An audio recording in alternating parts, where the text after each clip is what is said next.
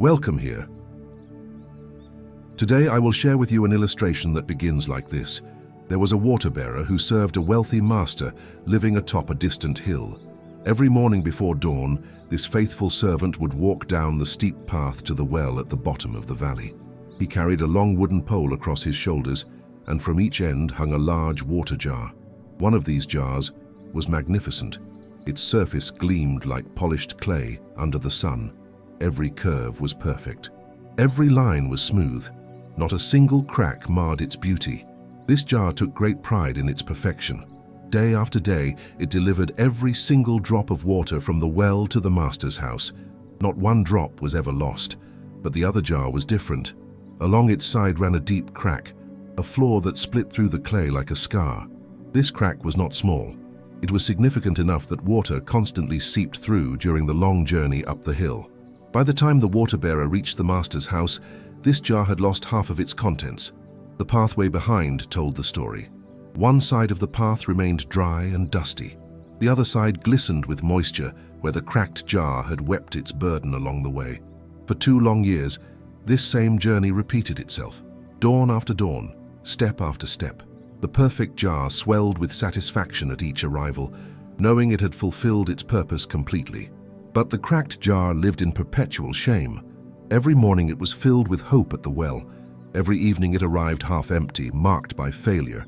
The weight of inadequacy grew heavier than the weight of the water itself. The cracked jar watched the perfect jar receive praise and admiration. It heard the master comment on the reliability of his water supply. But the cracked jar knew the truth. Half of the effort was wasted because of its flaw. Half of the water-bearer's labor was in vain because of its imperfection. The shame became unbearable. One day, as the water-bearer lifted the jars from the well, the cracked jar finally found the courage to speak. Its voice trembled with emotion. "I must confess something that has burdened my heart for 2 years. I am deeply ashamed of myself." The water-bearer paused, listening carefully.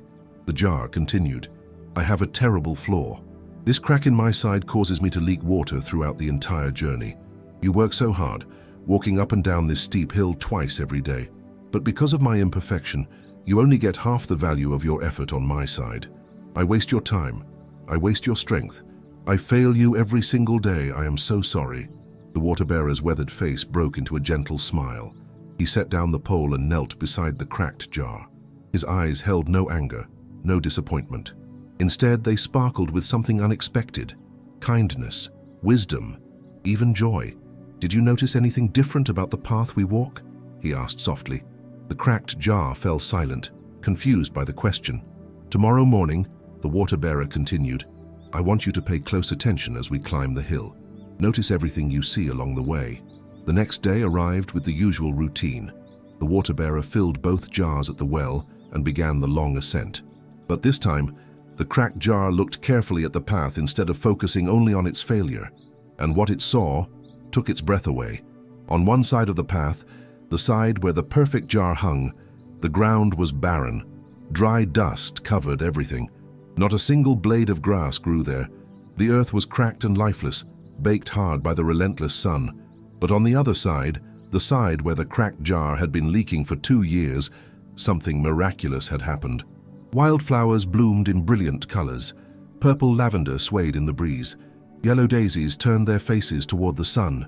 Red poppies dotted the landscape like drops of joy. Medicinal herbs grew in abundance. Mint released its fresh fragrance. Chamomile spread its healing petals. Rosemary stood strong and fragrant. The path had been transformed into a living garden, verdant and lush and breathtakingly beautiful. The cracked jar stared in wonder. "How is this possible?" it whispered. The water-bearer smiled as he walked, his step steady and sure. "I have always known about your crack," he said gently. "From the very first day I carried you, I saw your flaw." The cracked jar felt a fresh wave of shame beginning to rise. But the water-bearer continued, "Because I knew about your crack, I did something intentional. I planted seeds along your side of the path, only on your side. I planted flower seeds and herb seeds all along the route from the well to the house." The realization began to dawn on the cracked jar, like sunrise breaking over mountains. Every day for 2 years, the water-bearer explained, as you leaked water, you were actually watering these seeds, drop by drop, step by step. You gave life to every plant you see here. While you thought you were failing, you were actually fulfilling a purpose you never knew existed. The cracked jar was speechless. Tears would have fallen if jars could cry. All this time, the water-bearer continued, "I have been picking these flowers. Every morning I gather fresh blossoms to place on my master's table. They bring him joy. They brighten his home. They remind him of beauty in a harsh world. And these herbs, I harvest them regularly. When my children are sick, I make healing tea from the chamomile you watered. When my wife needs comfort, I bring her lavender you helped grow. When my elderly mother suffers pain, I prepare medicine from the plants your drops sustained. Your crack has been feeding my family and blessing my master for 2 years." The perfect jar suddenly felt less proud. It had done its job efficiently, yes, but it had created nothing beyond its basic function. It had left no beauty in its wake. No life had sprung from its perfection. The cracked jar no longer felt ashamed. Instead, a profound understanding filled the space where shame had lived. "My imperfection had purpose," it said slowly, testing the truth of these words. "Your imperfection had divine purpose," the water-bearer corrected gently. "What you saw as your greatest weakness, I saw as your greatest potential. Where you saw failure, I planted possibility. While you mourned what you could not hold, you never noticed what you were giving away." They reached the top of the hill. The water-bearer poured the perfect jar's full measure into the master's cistern. Then he poured the cracked jar's half measure beside it. Both were needed, both were valuable, both served the master's house. But only one had created beauty for the entire journey. Only one had turned a dusty path into a garden. Only one had proven that brokenness and purpose can exist in the same vessel. "Do you understand now?" the water-bearer asked, as he prepared for the descent back to the well.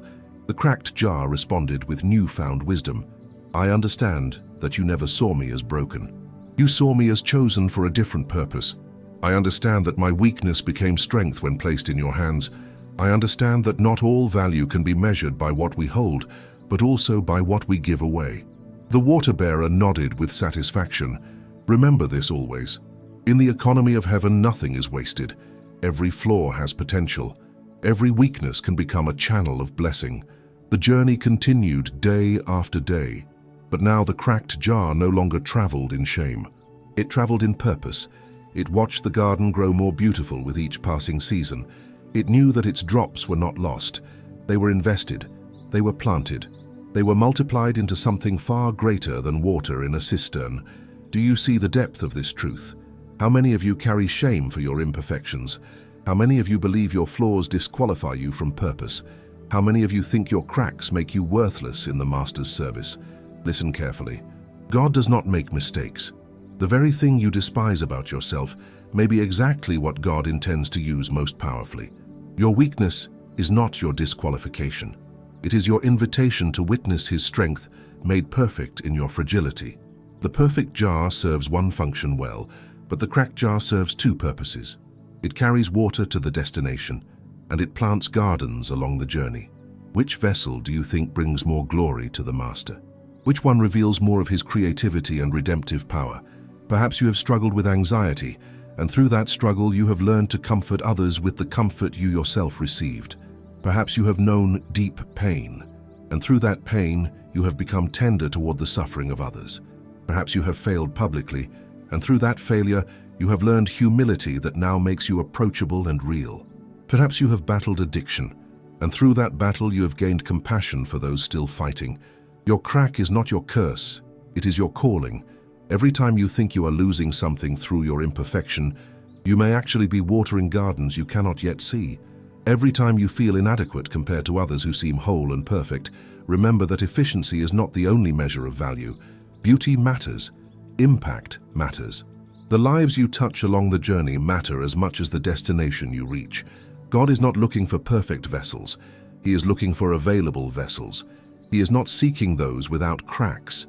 He is seeking those willing to be carried despite their cracks. He is not calling the qualified. He is qualifying the called, and often He does His greatest work through our greatest weaknesses. Think about the people who have impacted your life most deeply. Were they the ones who seemed perfect and had all the answers? Or were they the ones who were honest about their struggles, whose authenticity gave you permission to be authentic, whose cracks let the light shine through? in ways that polished surfaces never could. The Apostle Paul understood this mystery. He spoke of a thorn in his flesh, a weakness he begged God to remove. 3 times he pleaded. 3 times God said no, and then God revealed the reason. "My grace is sufficient for you, for my power is made perfect in weakness." Paul's response was revolutionary.